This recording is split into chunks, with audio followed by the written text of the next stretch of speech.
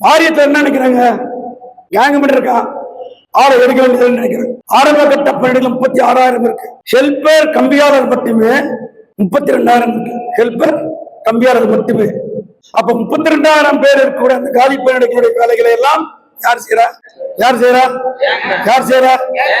அப்படி நீங்கள் செய்கின்ற பொழுது அந்த வாரியத்தோட கவனத்திற்கு கொண்டு போவதற்கு ஒரு நடவடிக்கை காத்திருக்க போறான். இன்னொரு நடவடிக்கை செய்வோம்.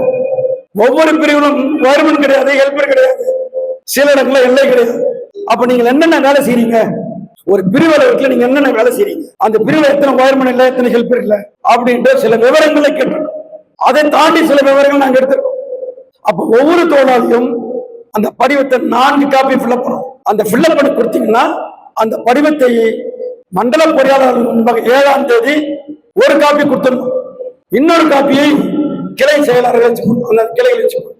மீது 2 காப்பியை மாநில மையத்தை கொடுத்தோம். அதை வைத்துக் கொண்டு நாங்கள் நீதிமன்ற நடவடிக்கை செல்வதற்காக அதை பயன்படுத்தும். அப்ப நீதிமன்ற நடவடிக்கை நாங்கள் சொல்றோம்னா அப்ப கவர்மெண்ட் பணியாளர்கள் எந்த சங்கத்தில் இருக்கிறார்கள் என்ற கேள்வி வரும். அப்ப கடைசியாக அவருடைய சந்தா எண் இல்ல உறுப்பினர் அட்டை எண், சந்தா கொடுத்திருந்தீங்கன்னா உறுப்பினர் அட்டை எண், சந்தா கொடுத்தீங்கன்னா சந்தாவை போட்ட சந்தா எண் ரசீது என்று போட்டு கொடுக்கும். அந்த வழக்கம் பேரலா நடக்கும். சிஐடி தொழிற்சங்கத்திற்கு சந்தா கொடுப்பது என்பது அது தொழிலாளிகளின் உரிமை. அந்த சந்தா என்பது மீண்டும் நோட்டீஸாக, போஸ்டராக, இயக்கங்களாக, போராட்டங்களாக மீண்டும் மீண்டும் உங்களுக்கே வந்து சேரும். அப்ப அந்த படிவத்தை ஃபில்அப் பண்றது என்பது நீதிமன்ற நடவடிக்கைக்கு மட்டுமல்ல, வேறு சில விஷயங்களுக்கு பயன்படும். இன்னொரு முக்கியமான விஷயம் சொல்ல மறந்துட்டேன். இந்த பகுதியில வேறு சங்கத்தை சார்ந்த முகவர்கள், வேறு சங்கத்தை சார்ந்த பொறியாளர்கள் உங்களை சரியா ட்ரீட் பண்ணல, மனிதனாகவே உங்களை மதிக்கல என்று நீங்கள் பேசுவதற்கு வந்து நான் புரிஞ்சுக்கிறேன். அவர்களுக்கெல்லாம் ஒரே பதில் தான், நீ 7ஆம் தேதி அங்க வந்துட்டுன்னா அனைவரும் மிரண்டு போவார்கள். அது மட்டுமல்ல, 26ஆம் தேதியிலிருந்து 23 ஒப்பந்தங்களில் பார்க்கலாம். அநேகமா 26ஆம் தேதியிலிருந்து எண்ணற்ற வீடியோக்கள் வரும். கேங்மேன் போராட்டத்தை பற்றி வரும். நீங்க பேசுற விஷயங்கள் பல இடங்களில் பேசியிருக்காங்க. எல்லா வீடியோக்களும் வரும்.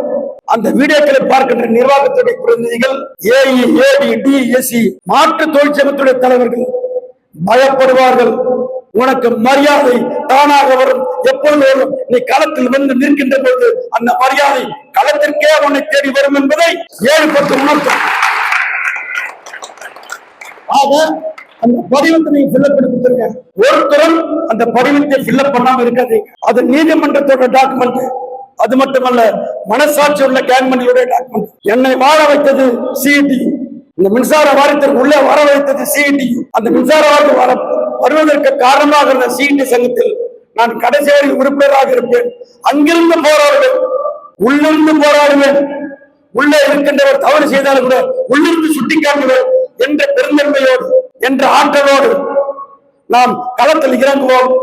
வெற்றிக்கடியை பொறுப்போம். நன்றி.